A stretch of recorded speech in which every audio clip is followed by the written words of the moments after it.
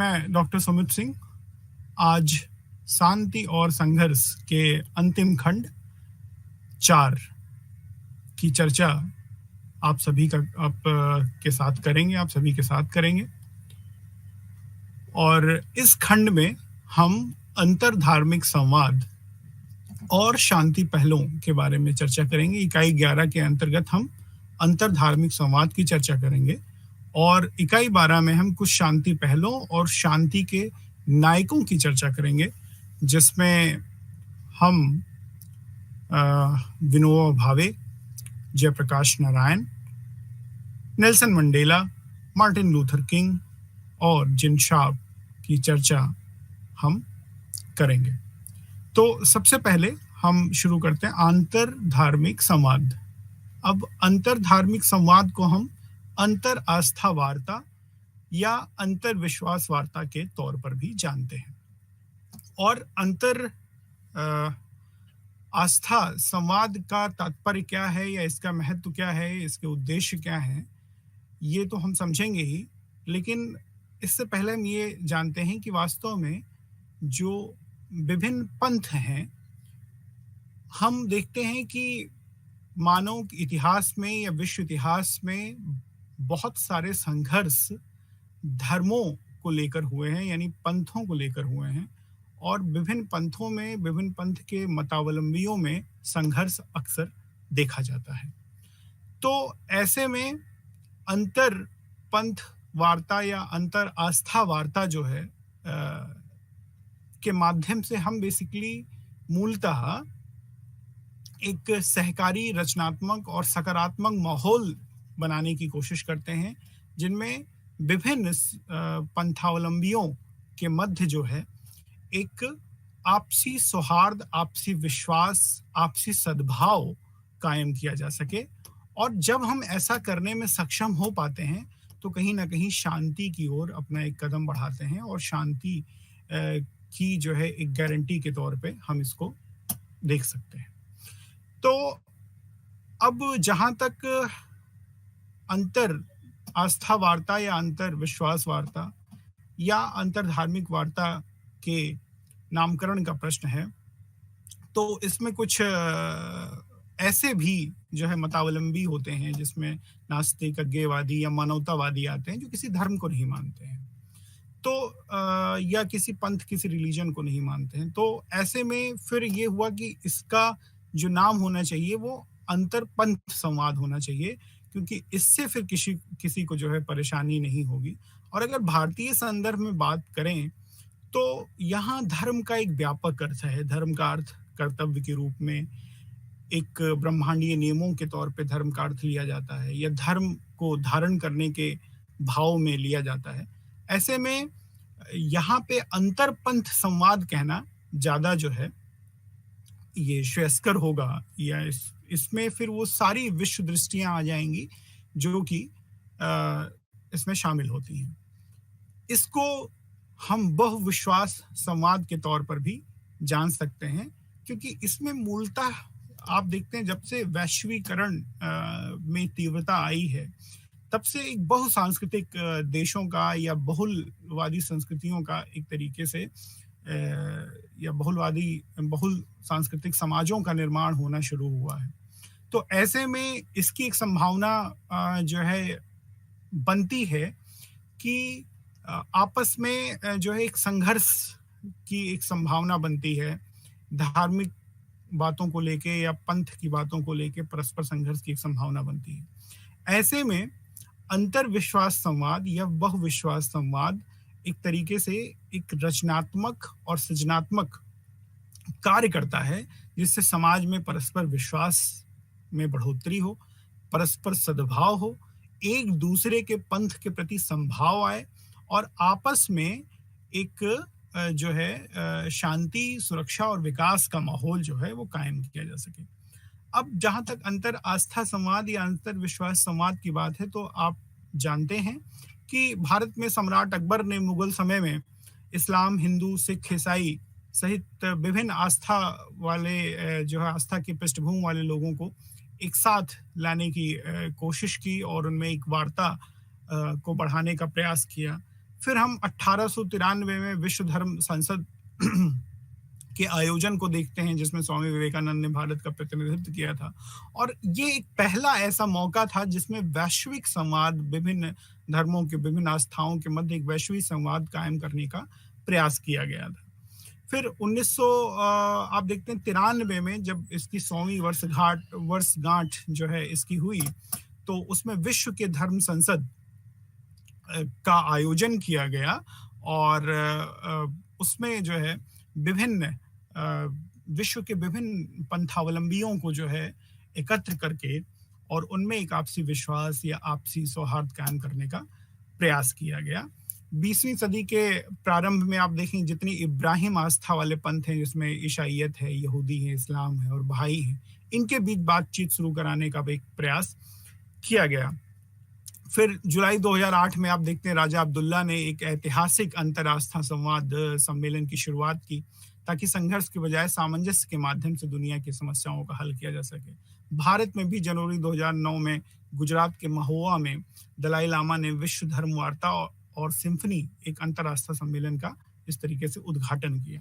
तो आप ये देखेंगे कि अंतर्राष्ट्रीय संवाद जो है निरंतर ये विश्व में प्रयास किया जाता है कि आपसी बातचीत से, आपसी समझ से, एक दूसरे के पंथों के प्रति एक आदर और इस प्रकार सम्मान का भाव प्रकट करके आपसी विश्वास बहाली किया जाए, जिससे धार्मिक संघर्ष या पंथगत संघर्ष कम से कम हो और उनमें परस्पर विश्वास बहाली हो।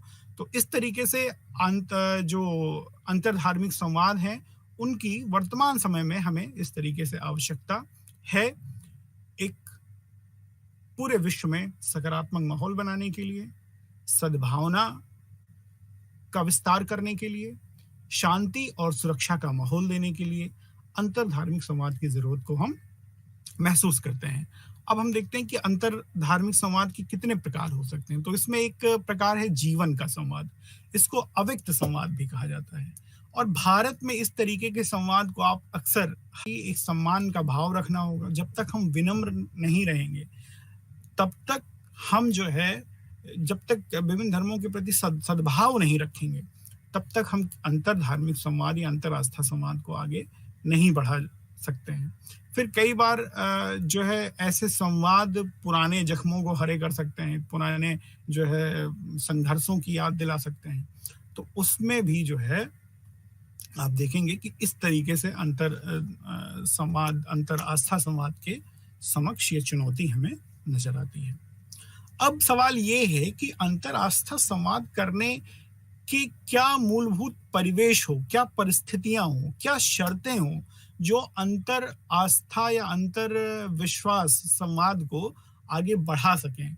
तो उसमें कैथरीन कॉर्नेल एक विद्वान हैं जिन्होंने इन 5 पूर्व शर्तों की जो है वो पहचान की है। उसमें सबसे पहली शर्त उन्होंने रखा विनम्रता।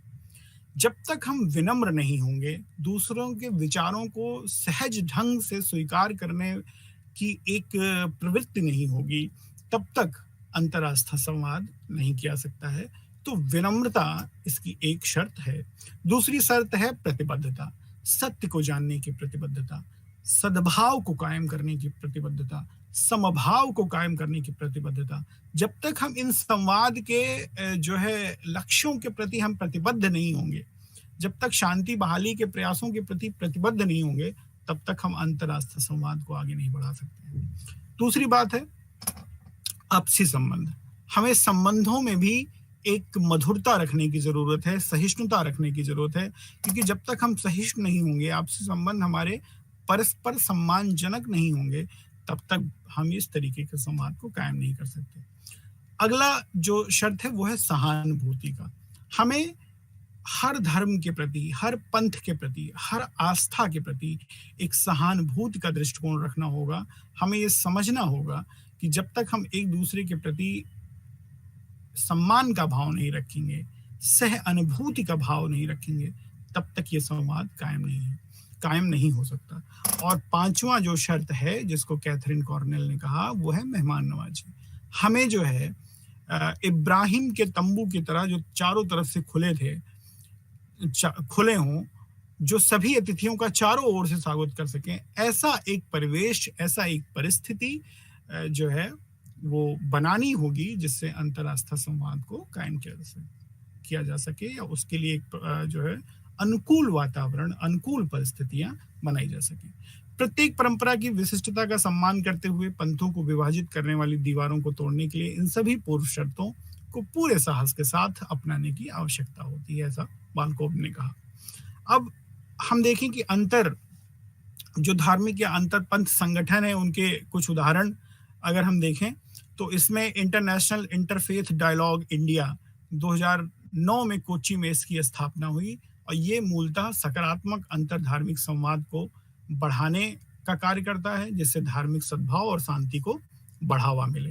इसके अलावा इंटरफेथ एनकाउंटर एसोसिएशन है, जिसकी स्थापना 2001 में की गई और ये संयुक्त समुदाय निर्माण के माध्यम से वास्तविक सहअस्तित्व और अस्थायी शांति स्थापित करने के लिए संगठन काम करता है। फिर है मसीह फाउंडेशन इंटरनेशनल, ये भी एक अंतर पंथ संगठन है।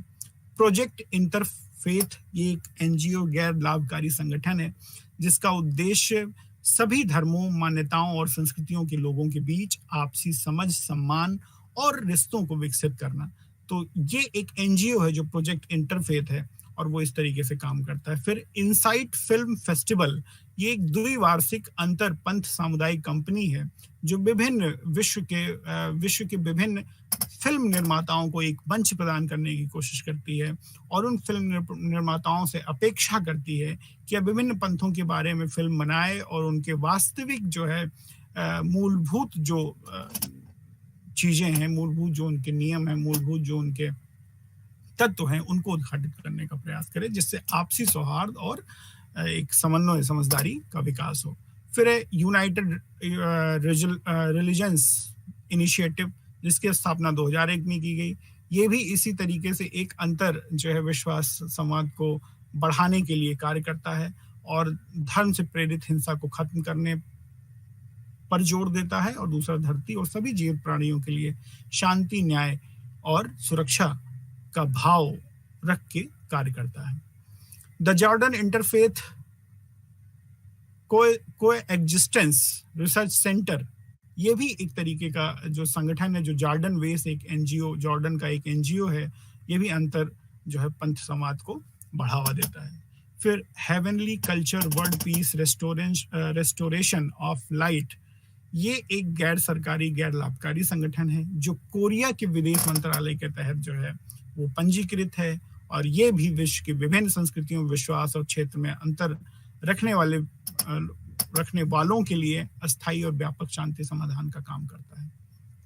एक वार्प सम्मेलन होता है, इस सम्मेलन में भी इसी तरीके की विभिन्न इनिशिएटिव में काम किया जाता है।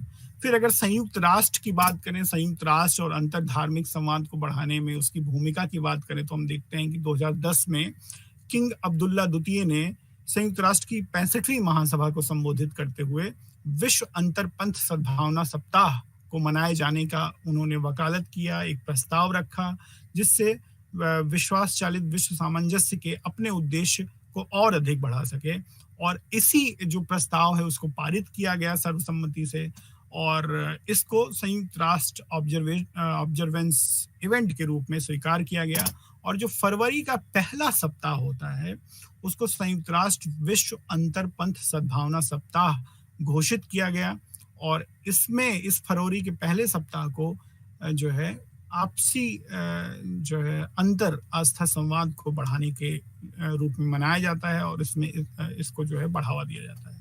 The royal Islamic strategic study centre ने एक दस्तावेज जारी किया जिसमें संयुक्त राष्ट्र के संकल्प के मुताबिक प्रमुख घटनाओं के साथ साथ सप्ताह के सम्मान में आयोजित कुछ समर्थन पत्र और घटनाओं का दस्तावेजीकरण किया गया।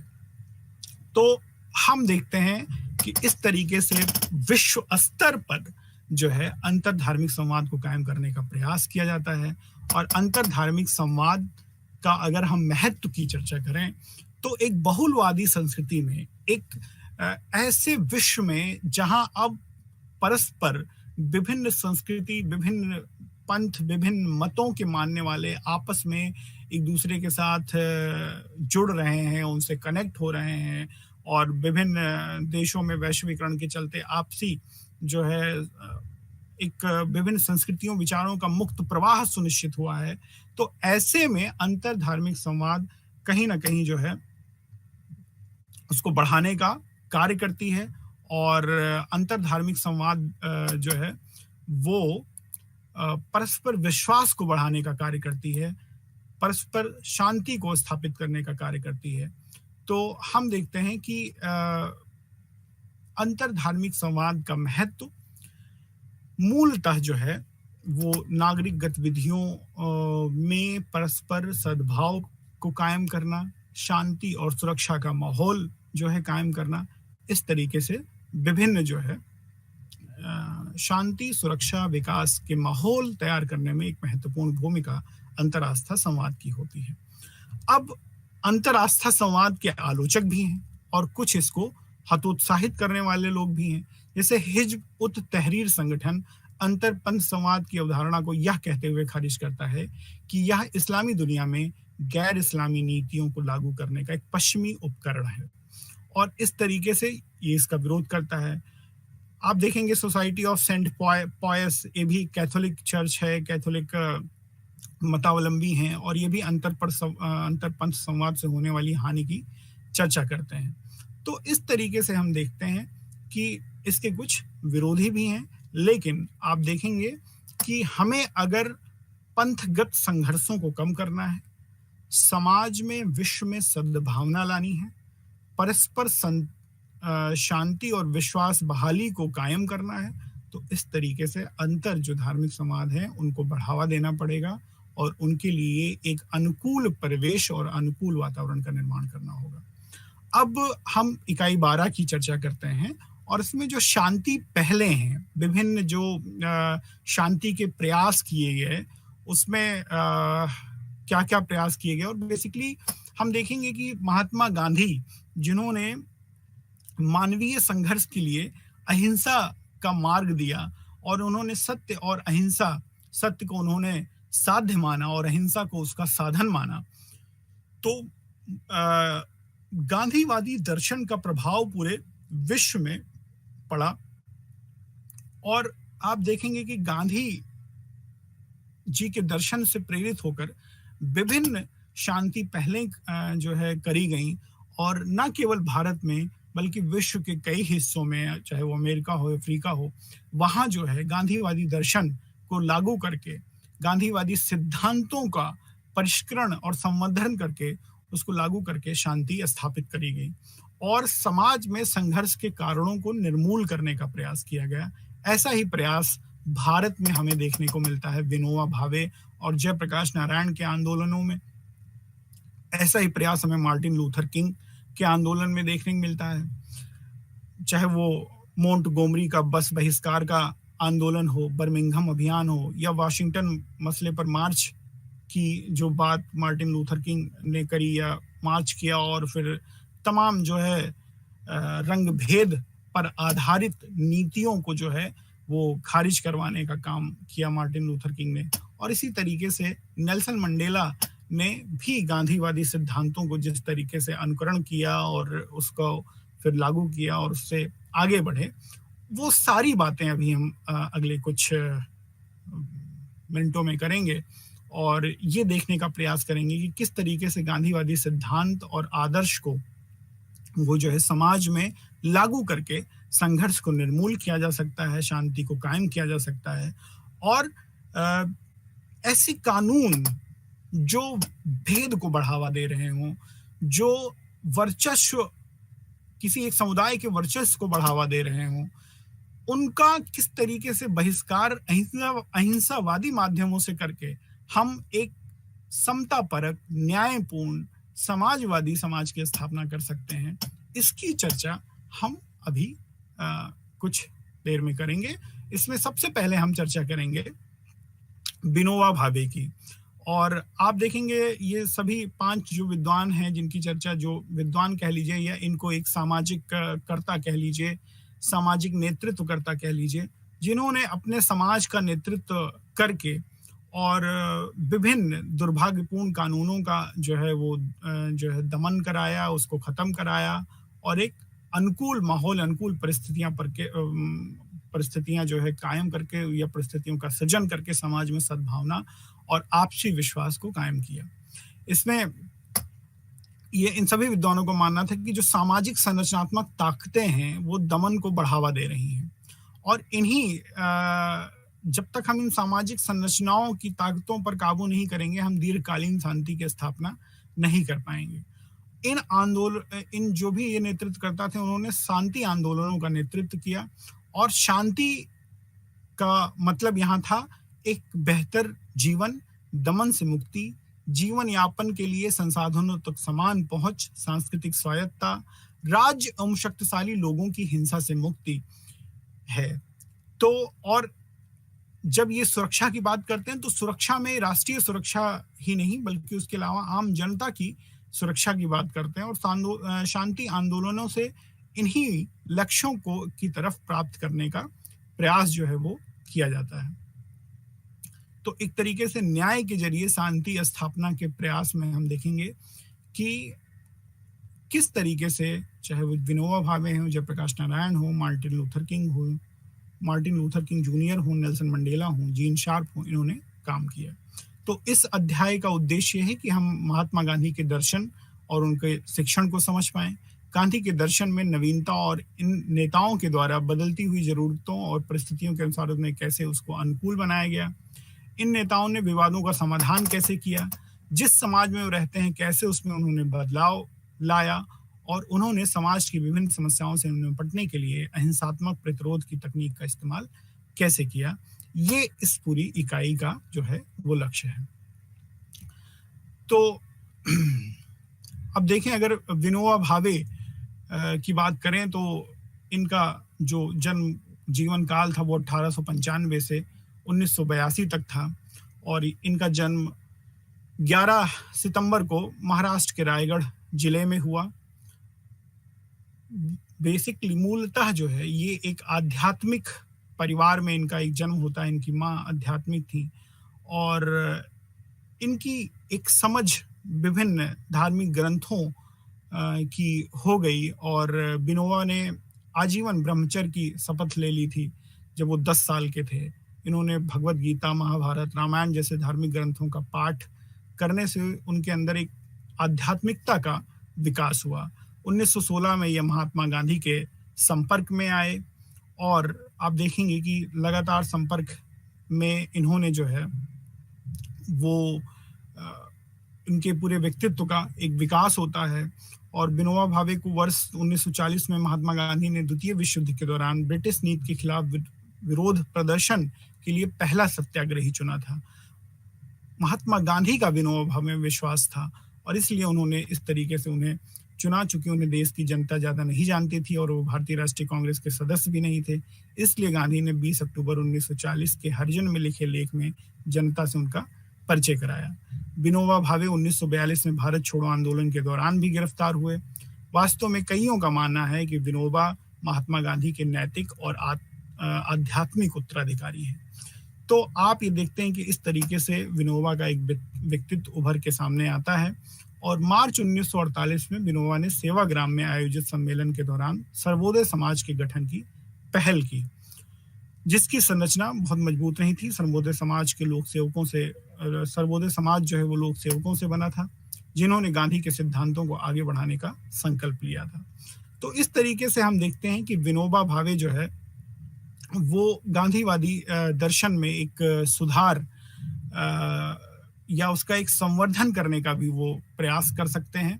और उन्होंने जो महत्वपूर्ण बदलाव गांधी दर्शन में किया वो इस तरीके से जो है या संवर्धन उस गांधीवादी दर्शन की किया, उसमें कुछ निम्नलिखित हैं। जैसे गांधी जी के ट्रस्टीशिप वाले विचार का संशोधन करके विनोबा भावे ने भूदान की संकल्पना दी और भूदान आंदोलन उन्होंने चलाया। उन्होंने अपनी किताब स्वराज शास्त्र में गांधी जी के हिंद स्वराज के कुछ विचारों को संवर्धन किया। विनोबा के मुताबिक सरकार मुक्त समाज की स्थापना, मतलब सरकार से मुक्त समाज की स्थापना ही वास्तव में अंतिम ध्येय है। और सरकार को वो एक तरीके से हिंसा का साधन मानते थे, इसलिए असली जो है जब वो स्वराज की बात करते हैं तो उसमें सरकार से मुक्त स्वराज की बात करते हैं।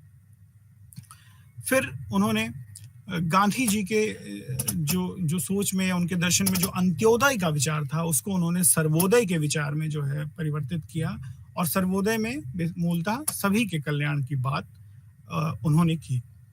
तो इस तरीके से हम देखते हैं कि विनोबा भावे गांधी के दर्शन का एक संवर्धन करते हैं और व्यवहारिक जरूरतों के अनुसार जो है उसमें कुछ संशोधन का प्रस्ताव भी करते हैं, उसको लागू करने की बात करते हैं। चाहे वो भूदान आंदोलन की बात हो या ग्रामदान आंदोलन की बात हो या विभिन्न शांति आंदोलन की बात हो, उसमें विनोबा भावे ने उन रणनीतियों का प्रयोग किया। विनोबा भावे ने अन्याय के खिलाफ 5 प्रकार के राजनीतिक प्रतिरोध का जिक्र किया है, जिसमें उन्होंने कहा कि एक पहला जो प्रकार है वो है व्यापक हिंसा के साथ बुराई का प्रतिरोध हिंसा से। दूसरा, समान हिंसा के साथ बुराई का प्रतिरोध। तीसरा, अहिंसा के साथ बुराई का प्रतिरोध। चौथा, बुराई का प्रतिरोध नहीं। और पांचवा, सही सोच में अहिंसात्मक सहायता। तो वो कहते हैं ये 5 तरीके का प्रतिरोध होता है, और उसकी व्याख्या करते हुए कहते हैं वो कि जो राजनीति में शामिल होते हैं वो मूलतः व्यापक हिंसा के साथ बुराई का प्रतिरोध करते हैं। उसके बाद दूसरी पद्धति का इस्तेमाल उन्होंने कहा कि हजरत मूसा ने किया। तीसरी पद्धति लियो स्टाय और महात्मा गांधी की थी, जो अहिंसा के साथ बुराई के प्रतिरोध की थी। चौथी पद्धति है कुछ दुर्भाग्यपूर्ण घटित होने को स्वीकार करना और विरोधी के साथ दोस्ती और प्रेम का व्यवहार जारी रखना। यह पद्धति जीसस क्राइस्ट का था, वो कहते हैं इसको जीसस क्राइस्ट ने अपनाया।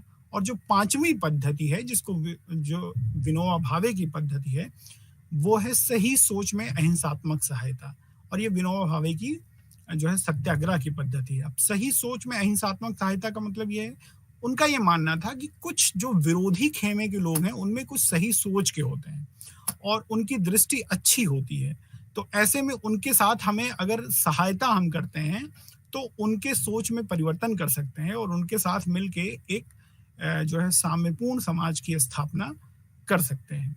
तो इस तरीके से आप देखते हैं कि विनोबा भावे ने गांधी जी के अहिंसा के साथ बुराई के प्रतिरोध को बदल के सही सोच में अहिंसात्मक सहायता का जो है एक संकल्पना उन्होंने दी। विनोबा ने जो 9 प्रयोग किए उसके पीछे भावना ये थी कि जीसस क्राइस्ट का बुराई का विरोध नहीं करने का दृष्टिकोण और महात्मा गांधी का अहिंसा से बुराई का विरोध करने का दृष्टिकोण किसी लोकतांत्रिक देश में उपयुक्त नहीं है। विनोबा ने समकालीन समाज में अन्याय के विरुद्ध लड़ाई लड़ने के लिए सही सोच में अहिंसात्मक सहायता के दृष्टिकोण के उपयोग की जो है वकालत की।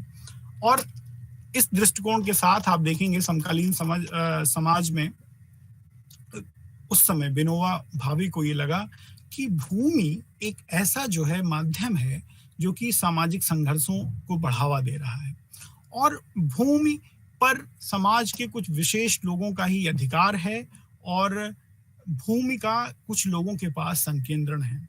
ऐसे में अगर हमें सामाजिक न्याय के लक्ष्य को हासिल करना होगा, करने के लिए सामाजिक न्याय के लक्ष्य को हासिल करने के लिए, सामाजिक समरसता को कायम करने के लिए यह आवश्यक है कि भूमिहीनों को भूमि दी जाए।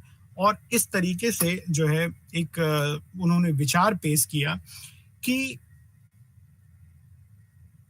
भूमि पर ग्राम स्वामित्व या भूमि पर सामूहिक स्वामित्व की संकल्पना उन्होंने दी। उन्होंने कहा, और ये गांधी जी के ट्रस्टीशिप सिद्धांत का एक तरीके से उन्नत संस्करण था या उसके आगे का एक संस्करण था। गांधी जी का, जैसा कि आप जानते हैं कि गांधी जी का जो ट्रस्टीशिप सिद्धांत था वो ये मानता था कि जितने उद्यमी हैं, जितने जो है जिनके पास जमीनें हैं या जो जमींदार हैं, वो केवल ट्रस्टी के तौर पे काम करें, वो अपने उस जमीन पर मालिकाना या उत्पादन के साधन पर अपना मालिकाना हक ना समझें, बल्कि ईश्वर के प्रतिनिधि के तौर पर काम करें, और इससे वो समाज के विकास और उसमें जो है उसके लाभ को वितरित करें। ऐसा गांधी जी का मानना था।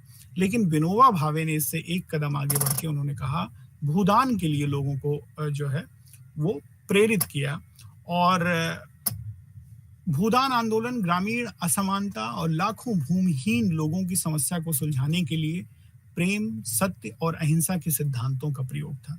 यह भारतीय समाज के आर्थिक ढांचे की पद व्यवस्था या स्तरीय व्यवस्था को पलटने का भी एक प्रयास था। तो इस आंदोलन के तहत ये एक भाव रखा गया कि विभिन्न जो जमींदार हैं उनके द्वारा जमीनों का जो है वो ग्राम के एक सोसाइटी के नाम हस्तांतरण किया जाएगा, और जो भूमिहीन लोग हैं वो आपस में मिल के उस गांव पर, उस भूमि पर खेती करेंगे, और एक तरीके से जो है वो किसी का उस भूमि पे स्वामित्व नहीं होगा, बल्कि वो उस भूमि का एक ग्राम का स्वामित्व होगा, और उससे जो भी जीवन यापन होगा वो मिल बांट कर अपना जीवन यापन कर सकते हैं। तो सबसे पहले इसका जो उदाहरण हमें देखने को मिलता है वो 18 अप्रैल 1951 में तेलंगाना क्षेत्र में पोचमपल्ली गांव के कुछ भूमिहीन मजदूरों से बातचीत की उन्होंने, जो हरिजन थे। वह इलाका वामपंथी विचारधारा के हिंसक कार्यकर्ताओं की गतिविधियों से प्रभावित था, और उस समय विनोबा भावे वहां जाते हैं। उन्होंने जो हरिजन मजदूर थे उनसे उन्होंने कहा कि अगर उन्हें जमीन का एक छोटा सा टुकड़ा भी मिल जाए तो आसान, मतलब हरिजन जो मजदूर थे उन्होंने विनोबा भावे से कहा कि अगर उन्हें जमीन का छोटा टुकड़ा भी मिल जाए तो अपना जीवन यापन आसानी से कर सकते हैं। तो विनोबा ने यह शर्त रखी कि अगर उन्हें जमीन दी जाती है तो उन्हें साथ मिलकर काम करना होगा, उन्हें व्यक्तिगत रूप से जमीन पर कब्जा नहीं दिया जाएगा। उस बैठक में मौजूद रामचंद्र रेड्डी नामक एक भूमिपति ने तत्काल सैकड़ों एकड़ जमीन दान कर दी, और यह भूदान आंदोलन के जन्म की भूमिका थी। फिर भूदान से आगे बढ़कर ग्राम दान की संकल्पना विनोबा जी ने दी, और विनोबा जी ने 1963 में ग्राम सुशासन कार्यक्रम के रूप में ग्राम दान के विचार की रूपरेखा जो है उन्होंने स्पष्ट की, और उसकी विशेषताएं इस तरीके से हैं कि जमीन का मालिकाना हक ग्राम समुदाय के पास रहेगा, भूमिपतियों को अपने कब्जे वाली भूमि का 20वां हिस्सा भूमिहीनों के लिए दान करना होगा, हर किसी को हर साल जमीन से होने वाली आय का 40वां हिस्सा ग्राम समुदाय को दान करना होगा, जो खेती नहीं कर सकते उन्हें हर महीने अपने एक दिन की आय ग्राम समुदाय को दान करना होगा, श्रमिक हर महीने एक दिन श्रमदान करेंगे। तो इस तरीके से हम ये देखते हैं कि ग्रामदान के अंतर्गत जो है इस तरीके के कार्यक्रम का एक रूपरेखा जो है दी गई, और ग्रामदान के अंतर्गत ग्राम में विकास की 3 चरणों की व्यवस्था करेगी। पहले चरण को प्राप्ति कहा जाता है, जिसमें लोग ग्रामदान को स्वीकार करने का फैसला लेते थे और जमीन का मालिकाना हक ग्राम परिषद के नाम स्थानांतरित कर देते हैं। दूसरा चरण पुष्टि का चरण होता है, और इसके दौरान लोग ग्रामदानी की परंपरा का कार्यान्वयन करते थे, जिससे कब्जे की जमीन के 20वें हिस्से का पुनर्वितरण होता था। तीसरा चरण निर्माण का चरण था, जिसमें ग्राम परिषद गांव के पुनर्निर्माण कार्यक्रम चलाने के लिए संसाधनों का उपयोग करता था। तो ग्रामदान आंदोलन का उद्देश्य केंद्रीकृत राज्य गणराज्य के साथ विकेंद्रीकृत ग्राम गणराज्य की स्थापना करना था। तो एक लोकतंत्र का एक अनूठा जो है वो पहल हमें देखने को मिलता है। इसके अलावा विनोबा जी ने जो है तमाम शांति आंदोलन करके विभिन्न अहिंसात्मक तरीके से जो है एक समाज में एक जागरूकता बढ़ाने का काम, अहिंसा के मूल्यों को देने का काम, और लोगों को अहिंसा की तकनीक से प्रशिक्षित करने का जो है काम किया। उन्होंने शांति सेना का निर्माण किया, जो मुख्य रूप से अहिंसक शक्ति के निर्माण की जिम्मेदारी में लगी थी। समाज में किस तरीके से एक अहिंसक शक्ति का निर्माण किया जाए और इसके माध्यम से जो हिंसा है या हिंसाग्रस्त क्षेत्र हैं उनमें शांति स्थापित की जाए, इसके लिए भी विनोबा जी ने महत्वपूर्ण प्रयास किए। अब अगर हम दूसरे नायक जयप्रकाश नारायण की बात करें तो ये भी विनोबा जी के आंदोलन को आगे बढ़ाने का काम करते हैं। अगर इनकी संक्षिप्त परिचय की बात करें तो ये 11 अक्टूबर 1902 को बिहार के आरा जिले में इनका जन्म होता है, और 1948 में कांग्रेस से अलग होने के बाद ये सोशलिस्ट पार्टी के सचिव के रूप में ये काम करते हैं। 1950 के वर्धा दौरा किया इन्होंने, और पवनार में विनोबा जी से मिले। विनोबा के दर्शन और सामाजिक पुनर्निर्माण कार्यक्रम से बहुत प्रभावित हुए, और धीरे धीरे जेपी के अंदर भी या जयप्रकाश नारायण के अंदर भी अहिंसा के प्रति एक मोह डेवलप हुआ, और इन्होंने साध्य और साधन की पवित्रता पर जोर दिया, जो कि गांधी जी का एक महत्वपूर्ण जो है इनका एक गांधी जी का सिद्धांत था। और जयप्रकाश नारायण जी की एक महत्वपूर्ण जो है जो भूमिका है वो संपूर्ण क्रांति का सिद्धांत उन्होंने दिया, और संपूर्ण क्रांति में के सिद्धांत के तहत उन्होंने समाज में किस तरीके से अहिंसात्मक प्रतिरोध को बढ़ावा देकर एक विकेंद्रीकृत समाज, एक लोकतांत्रिक समाज, एक समाजवादी समाज और एक कैसे समता परक और सामाजिक न्याय पर आधारित समाज का निर्माण किया जाए, इसकी बात जो है हमें संपूर्ण क्रांति के आंदोलन में देखने को मिलती है। और इस पूरे ये जो संपूर्ण क्रांति का आंदोलन था, ये इंदिरा गांधी के नेतृत्व वाली कांग्रेस सरकार के खिलाफ जेपी के नेतृत्व में ये आंदोलन चला। इसमें विद्यार्थियों को भ्रष्ट नेताओं, काले कारोबारियों, भूमि सुधार कानूनों का उल्लंघन करने वालों और जमाखोरी करने वाले उन पूंजीपतियों के खिलाफ संगठित किया गया जिनकी वजह से महंगाई बढ़ती थी। जेपी ने बिहार में आंदोलन का नेतृत्व किया और हड़ताल, मार्च, विरोध प्रदर्शन करके संपूर्ण क्रांति को नई दिशा दी। गांधीवादी सिद्धांतों पर आधारित राजनीतिक व्यवस्था स्थापित करने के प्रयास किए गए, जिसे जनता सरकार के रूप में जाना गया। ग्राम सभाओं का गठन किया गया, जिसमें गांव के सभी वयस्क लोगों को सदस्य के रूप में शामिल किया गया और ग्राम सभाओं ने राज्य को इस क्रांति के काल में राज्य को कर देने से इनकार कर दिया और पुलिस की भी अपनी अलग व्यवस्था की। तो इस तरीके से एक असहयोग की जो है भावना सरकार के प्रति पैदा करके सरकार के प्रति एक अविश्वास जो है वो दर्ज किया गया। और जेपी ने 5 जून 1974 को पटना में आयोजित एक रैली में संपूर्ण क्रांति के विचार को सबके सामने पेश किया। और संपूर्ण क्रांति की जो का विचार था वो गांधीवादी विचार और कार्ल मार्क्स की शिक्षा और पश्चिमी लोकतंत्र के सिद्धांतों का एक मिश्रित रूप था। और इस तरीके से संपूर्ण क्रांति में 3 महत्वपूर्ण पहलुओं पर खास जोर दिया गया। सबसे पहला था कि नैतिक मूल्य, यानी राजनीति में नैतिकता के समावेश को जोड़ दिया गया और ये कहा गया कि अगर हमें समाज को आगे बढ़ाना है, समाज में शांति, सौहार्द और सुरक्षा और विकास को कायम करना है, तो राजनेताओं में नैतिकता का भाव होना बहुत जरूरी है। दूसरा, आर्थिक और राजनीतिक शक्ति के विकेंद्रीकरण पर जोर दिया गया कि वास्तव में एक लोकतंत्र सच्चे अर्थों में तभी सशक्त हो सकता है जब उस लोकतंत्र में सबकी सहभागिता हो और उसका केंद्रीकरण ना हो, शक्ति का केंद्रीकरण ना हो।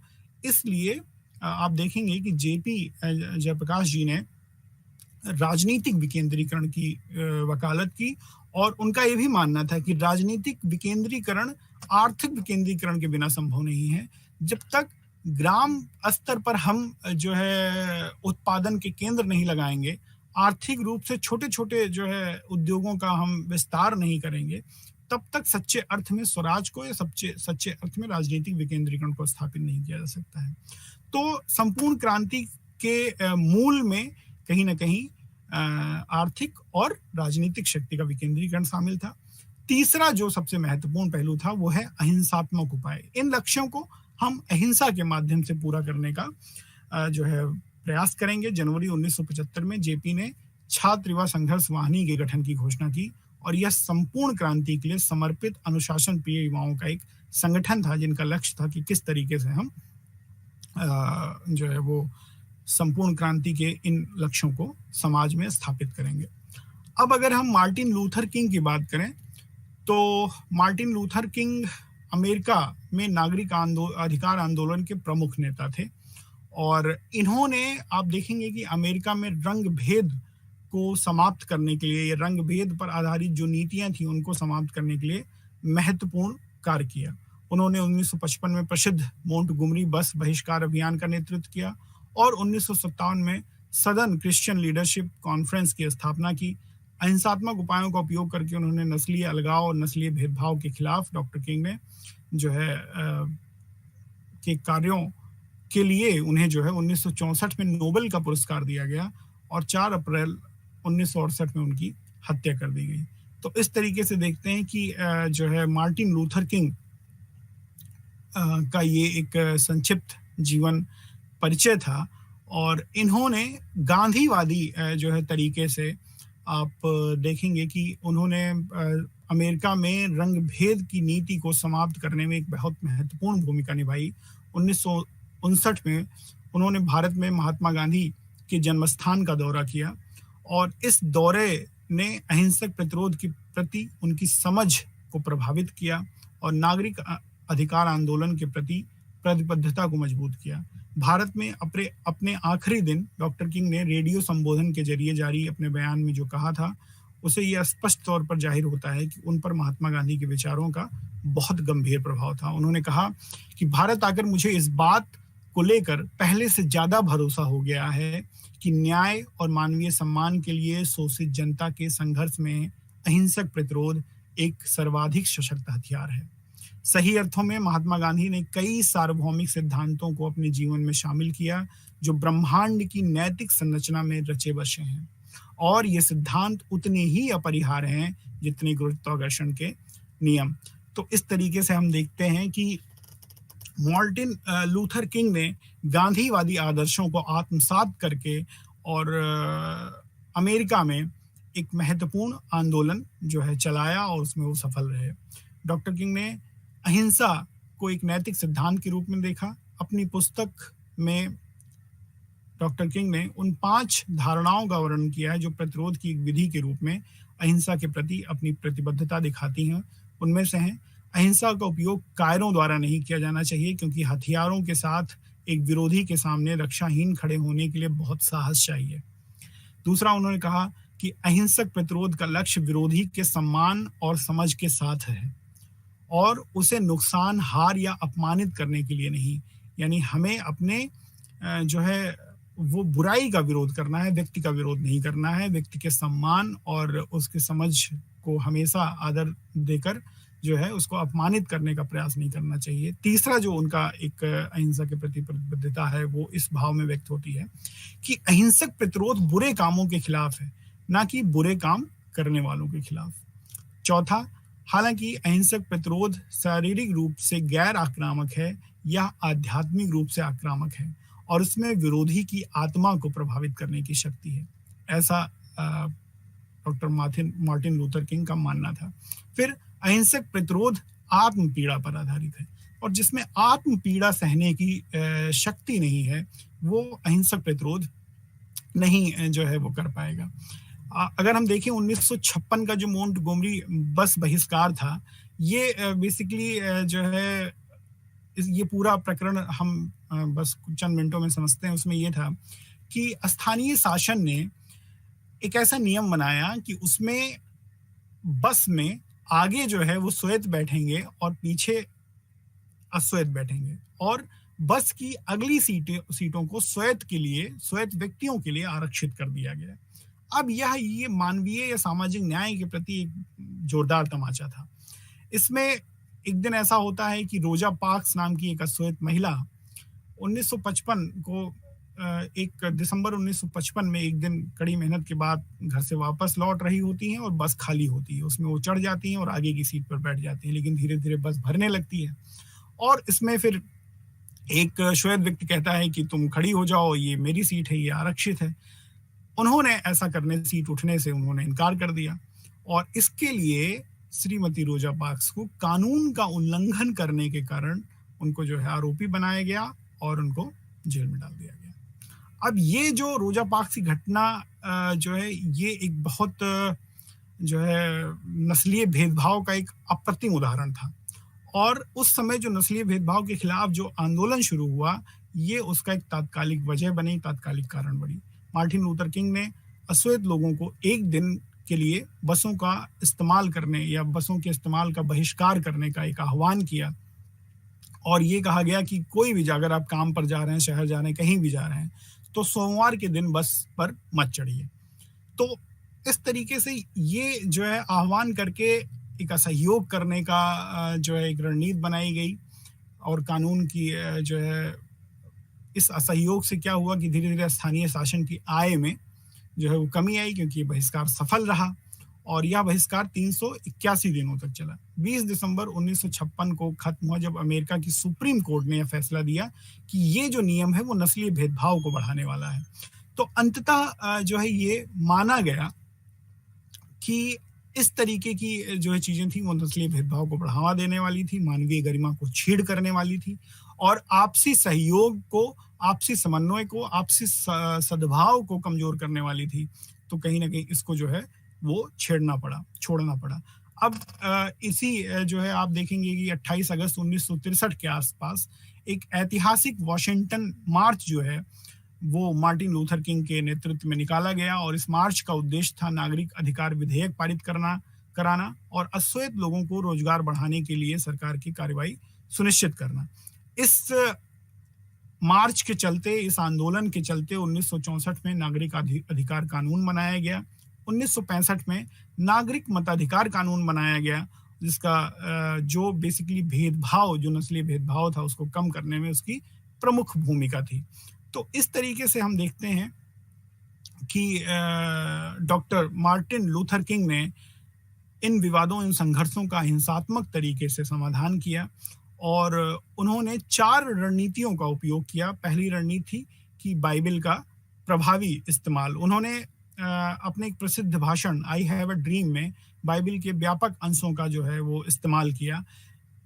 मूलतः वो नस्लीय भेदभाव के धार्मिक जो आधार था, वो उस धार्मिक आधार के जो है वो ये बताने की कोशिश कर रहे थे बाइबल के उद्धरणों का इस्तेमाल करके कि नस्लीय भेदभाव बाइबल सम्मत नहीं है, बल्कि ये बाइबल का विरोध है और अगर आपको बाइबल के अनुरूप जो है शासन को चलाना है तो कहीं ना कहीं नस्लीय भेदभाव को छोड़ना होगा। तो पहली रणनीति तो ये थी कि बाइबल का प्रभावी इस्तेमाल किया उन्होंने अपने पूरे आंदोलन के दौरान। दूसरा, उन्होंने पश्चिमी सभ्यता के मूल्यों का इस्तेमाल किया।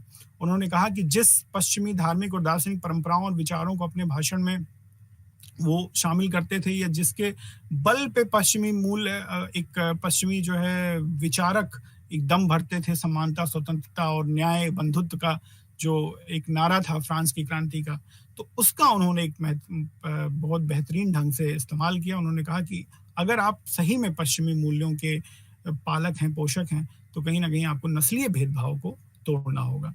फिर वो अमेरिकी संविधान और कानूनी दस्तावेजों का भी उन्होंने कुशलता से उपयोग किया और फिर अपने आंदोलन में अश्वेतों के साथ साथ श्वेत नागरिकों को भी शामिल किया और उनको उन्होंने प्रिय समुदाय कहा, जो मानवता के प्रेमी हैं, जो है आपसी सद्भाव को कायम करने वाले लोग हैं।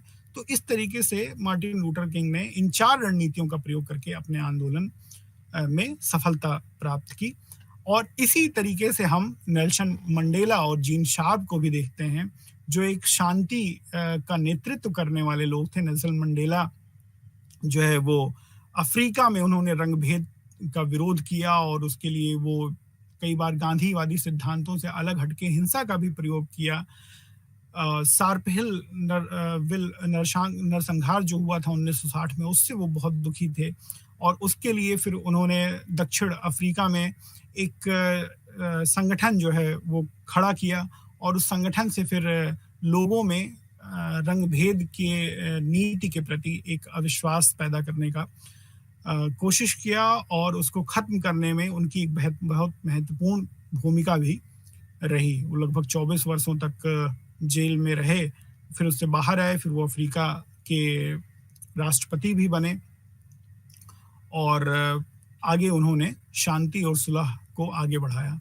इसी तरीके की भूमिका हम जीन शार्प की भी देखते हैं, जिन्होंने जो है अमेरिका में इस तरीके की शांति पहलों को स्थापित करने का, हिंसात्मक तरीके से समाज में सौहार्द और प्रेम कायम करने का प्रयास किया।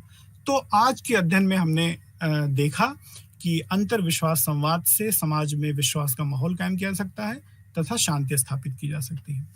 नमस्कार।